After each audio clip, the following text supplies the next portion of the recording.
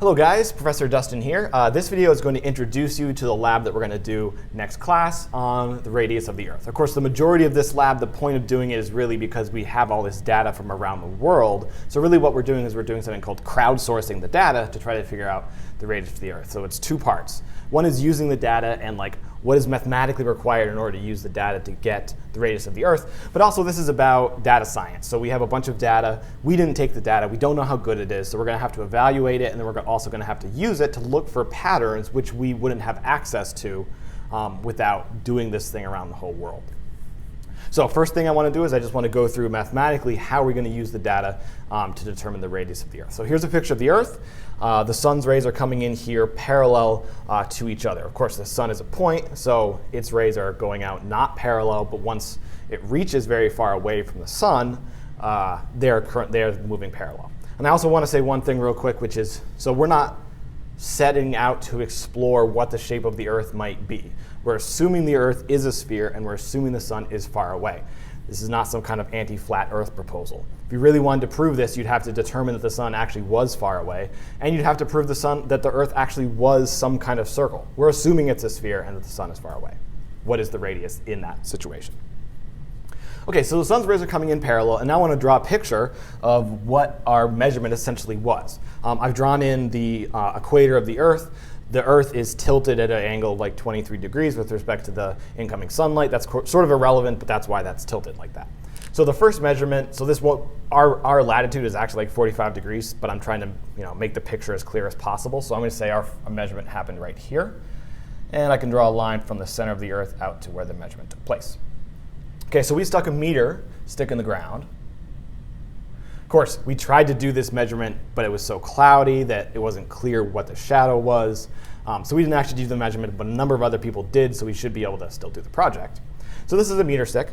As the sunlight came in parallel to all the other sun rays, it hit the top of the meter stick, and then it continued and fell on the ground. When it did that, it made a shadow right here. The length of that is what you measured.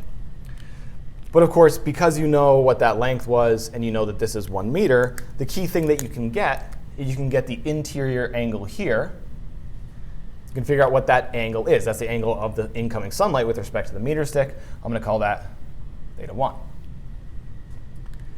Okay, so that was our single measurement. So now I'm going to try to convince you that you can use that single measurement along with another one from anywhere else in the world to figure out what the radius of the Earth is. So I'm going to draw another measurement somewhere else on the Earth. Let's put it up here. Draw another line out to that point. Put a meter stick there, and then play the same game with the incoming rays. So the incoming ray hits the top of the meter stick, travels a little bit further, right, because it's a higher latitude. So now the shadow length is longer. It makes a new shadow. Hopefully somebody's up there taking a measurement, and they're taking a good measurement, and then they will be able to tell us what that theta 2 is. Okay, so at this point, it's not totally clear how we could be able to use two measurements of the angle of the incoming sunlight with respect to a meter stick to figure out the radius of the Earth. But I want to point out one interesting thing about circles, right? The arc length of a circle is related to the radius through this angle. So if you remember, I'm going to call this length S. That's an arc length, so it's not a straight line distance, but it's distance along the surface of the Earth. I'm going to call that S, and I'm going to call this guy delta theta. And you remember the definition of that angle, if you think of that angle in radians, is that interior angle of that little pi piece of the Earth is the arc length divided by the radius. So that's just the definition of that angle. So this S is the distance between two cities. We can look that up.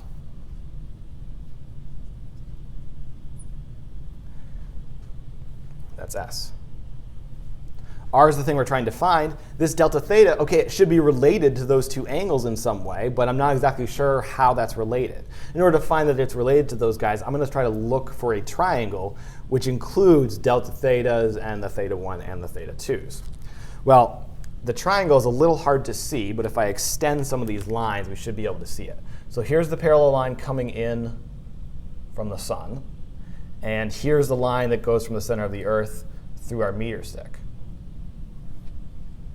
And what I'm going to argue is the triangle that I just made from there to there to there and back is going to be enough to tell us what this is. Of course, it should be enough because we have a number of other angles here. And this one is in the interior one, which is the thing we want. But I'm going to just redraw that triangle over here to make it a little bit more. Actually, I have enough space. I think I can do it there. So here's the triangle that I want. Let's see if I can add in some other angles. OK, well, I have two parallel lines here and here. And I have a line here which is passing through them. So that means that exterior angles are the same. So here's an exterior angle right there. That's the same as this exterior angle, theta 1. Because that's just a single line passing through two parallel lines. This line is being intersected by this line. And this angle in here, because this is a straight line, should be, so that angle and that angle has to add up to be 180. So that means that this interior one is 180 minus theta 2. OK, cool. So now I know I should be able to do this because here's a giant triangle, and I have labeled all three angles inside the giant triangle. So I know if I add up those angles, they should give me 180. So if I start with delta theta, and I add in 180 minus theta 2, and I add in theta 1, that should be 180. Subtract 180 from both sides. That gives me theta 2 minus theta 1. Also, I'm moving theta 1 minus theta 2 to the other side, so that gives me theta 2 minus theta 1. That's my final answer. So if I have two measurements of that angle, I can figure out delta theta. That delta theta happens to be the angle between the two observing positions inside the triangle. And so if I can look up the distance between those two cities, I can figure out what the radius is just by s divided by the angle between them. So that's how, if you have two observations, you find the radius of the Earth. Of course, we have many, so we're going to have to figure out a way to combine all that data together, and that's going to be part of your responsibility in the lab to do that.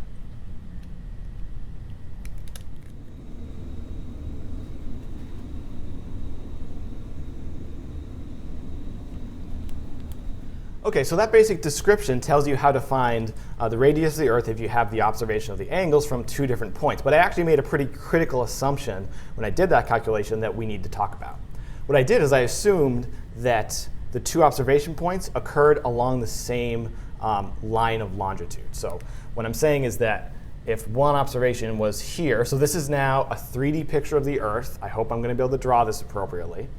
I made one observation here and one observation here. And those two observations were along what's called a great circle that goes from the North Pole to the South Pole like that. So they had different latitude, but the same longitude. And I'm going to try to draw in the rest of that, the triangle that I drew before, where this was delta theta. This, of course, is the radius of the Earth. And this was the s that I defined before. OK, cool. So if those two observations are along the same line of longitude, then we can do the process I just described. But these observations are from everywhere. There are some from Spain, which if this is Merrimack, Spain is like over here. There are some from Virginia, which is a little bit better, but still not quite another thing. There are some from California. I have a friend in Florida who did an observation for me. So those are not along the same lines of longitude. Let's say that we are here, and our observation is not here anymore.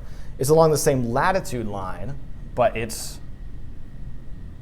off to the side right there.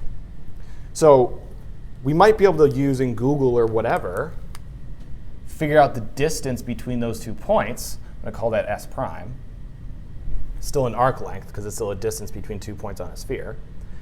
But that distance is not the distance which is giving us the change in the angle of the light. It's actually this distance along the line of constant longitude.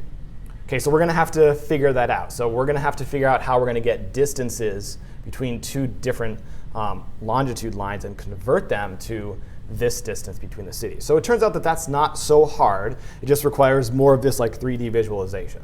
So I'm going to add in another line, which is going to be similar to these guys, which just goes from the point of observation down to the middle of the Earth. And one thing to observe that's nice is that on the data sheet, whoever set that up asked everyone to record their longitude. So that means that our longitude is like -80 or something like that. Everyone else put that into the data sheet as well. Since we know all those longitudes, we can actually use those to figure out the corresponding longitudinal angle, which I'm going to call delta phi. So that delta phi is essentially going to be what you get out of the spreadsheet. It'll be phi 2 minus phi 1, where this would be 1 and this would be 2. So it tells you that arc length in there. But of course, this is now just a triangle in the middle of a circle. We know that all these points have the exact same radius because we're all in the same exact circle. So that means that we can use that to figure out the at constant latitude but changing longitude distance here. And I'm going to call that, I'm running out of S double prime. OK, so now we have this nice picture, and included in the picture is a nice triangle right there. So OK, this triangle is actually on a curved surface. So this triangle is a spherical triangle. It doesn't actually satisfy the basic mathematical properties that we would like all our triangles to satisfy. But as long as the lengths are relatively small relative to the size of the Earth, this triangle should satisfy the Pythagorean theorem, which in this case is S double prime squared plus S squared is equal to S prime squared. Again, this only works if the s's are small relative to the radius of the Earth. So it might be something that we need to check depending on what the observations we actually use are. But this should be true, which is nice because every triangle in here has the same radius to the center of the Earth because all these points are on the center of the Earth. So we have a triangle in here which satisfies the definition of the radius, again, which is just the change in the longitude, is the arc length up here, which is S double prime, divided by the radius. Again, the radius of the Earth, which is what we're trying to find. But this we know, and so now we can eliminate this unknown S prime, this longitudinal distance, by plugging into the Pythagorean theorem. So that's going to be delta phi times r squared plus S squared is S prime squared. OK, good. S prime is a thing we can look up. This is what we're looking for. This we know. And this we're going to need to know to use our original formula. Delta theta is S over R. So let's plug S into there. Going to be delta theta. Of course, to do that, I have to move this guy over here, subtract it, and then take a square root of the whole thing. So that's S prime squared minus delta phi times R squared, all divided by R. Now I want to isolate R. Everything in here is things that I know now, right? That's my measurement. That's going to be reading from the table.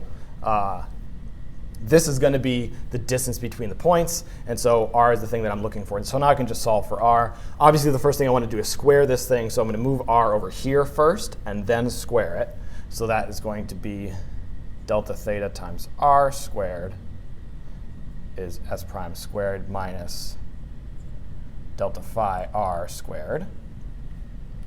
I want to get R on the same side, so I'm going to move this term over here. And at the same time, I'm obviously going to distribute the squares through. So I'll have delta theta squared R squared plus delta phi squared R squared equals S prime squared.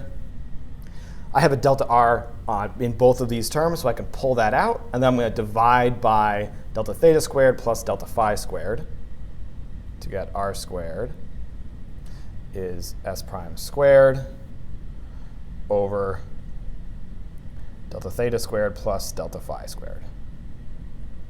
Great, and that's my answer for the radius of the Earth. Of course, that's the radius squared. I'm going to need to take a square root of that in the end, but we can deal with that when we actually get into the lab. So this is actually the formula we're going to use for a general point anywhere on the sphere. Of course, this is only valid for close to us, so we'll have to talk a little bit about what that means because I used the Pythagorean theorem on a sphere. But if we can use this formula, first, it reduces to our original formula just this. If the longitude is the same, meaning we're on the same longitude lines but different latitude, that means this goes away. That means it just gets s squared divided by delta theta squared is r squared. That's back to here, where we now measure the distance there. But in the more complicated case, where the longitude is significantly different, we can use this to figure out the radius of the Earth. And that's actually what we're going to need. There are a couple other ways of doing this. Let me grab my globe real quick.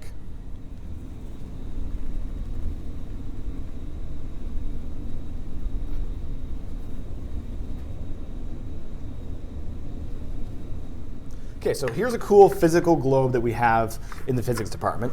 It's got a fair amount of detail on it, so you can pick out where Boston is, and you can probably figure out about where Merrimack is and things like that. But what's cool about this globe is it has a ruler on top of it which moves around. So you can measure the distance between some points on the globe. Now you can't do everything, so you can't really measure the longitudinal distance across. But you can measure the latitude distance pretty easily. Much more easily maybe than on Google or some other internet trick. So it's possible that we may need to use this globe to determine some of the distances on the Earth for this experiment.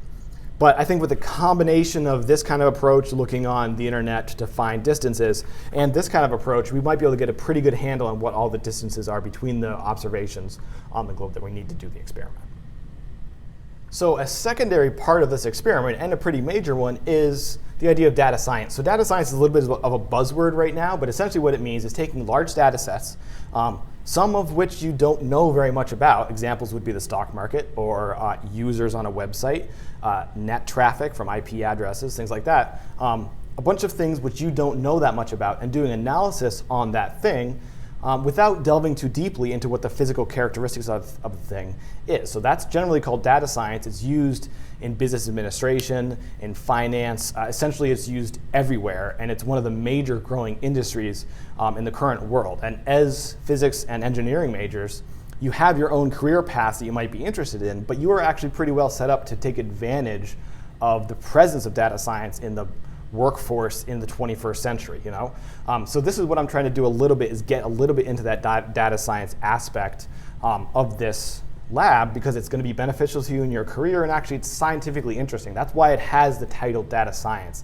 This is not some kind of arbitrary data fuzziness. It's hard science. Actually, there's a lot of current work on trying to solidify what data science actually means, but it's the study of large data sets. So this is what we're going to have. So there's sort of 4 basic steps when you have a big data set that you don't really know that much about yet. First thing is validation. So validation is exactly what it sounds like. Checking the data for errors. Are you measuring the thing that you think you're measuring?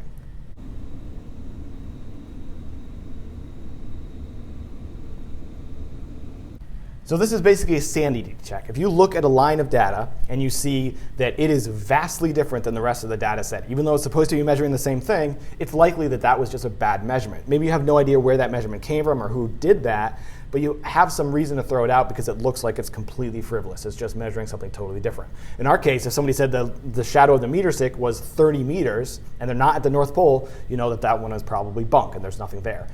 So we need to do that kind of analysis to first throw out any data that looks bad. A secondary aspect of the validation process is, can you fix it? So for instance, if some kind of basic recording of when the observation happened or when the data was taken is wrong, but the actual measurement appears to be correct, can you just change when that happened? Or can you change it within some error? In our case, maybe we have somebody from Virginia who's taking this measurement who just entered their longitude incorrectly. I think I saw this in a few cases. People putting positive signs for the longitude of Virginia when the longitude of Virginia is negative. Can we fix that? Well, if they told us what town in Virginia they took the data, we can fix it. So that's an example of, can you fix something in a way which is legitimate and preserves the data taking process. So that's the validation step. Second step is analysis. We've been doing analysis already this semester. So you generally know what that step means, but it basically means getting a result and figuring out the error. So whatever steps need to be done to get the result from your data and figure out what the error is. That's basically what I talked about in the first part of this video. A third aspect of data science, which is somewhat unique to data science, but is also usually part of the scientific process that any scientific study really goes for, is to look for patterns. So in some cases, looking for patterns is saying, OK, we know the data tells us this particular analysis.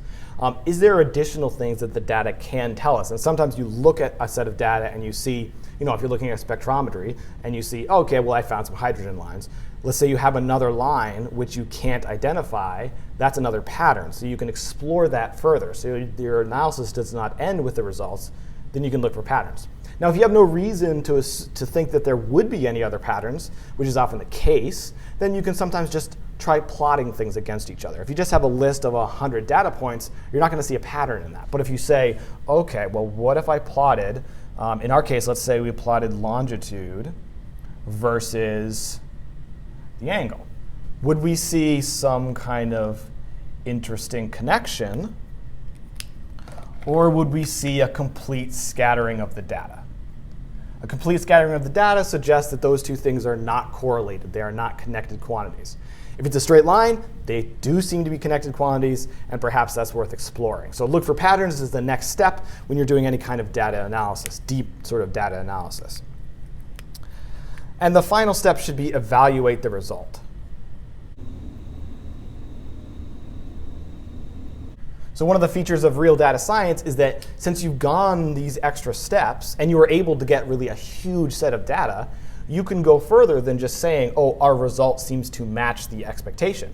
Once you do the looking for patterns, you can do a deeper analysis of the result. For instance, is there a connection between the longitude and the theta? Is that a result of the way we did the analysis? Is that a result of maybe somebody is at a different elevation than us? For instance, if you did this experiment on the top of Mount Everest versus at sea level, there could be some difference between the length of a shadow of a meter stick. So that might show up in the pattern, and that's the kind of analysis we need to do. Essentially, what this leads you into is, what do I do next? If you're working in a business and you evaluate some results from like a financial package, and it turns out like a particular segment of the population is really buying your product, another segment is not, that evaluation allows you to make different choices about what you're going to do next. Scientifically, maybe it will point out a new study that could be done next to determine a better answer for the above. So I don't want to go on too far, but this is essentially the process that you do in data science, and it's something that we're going to try to get to because we now have this data set, which I hope is complete. But these steps will allow us to determine how complete it is, and then maybe we can try to see some patterns in it. All right, great. So that's the video for this lecture, which I was unable to do because the power was out everywhere. I will see you guys next class, and thank you for watching.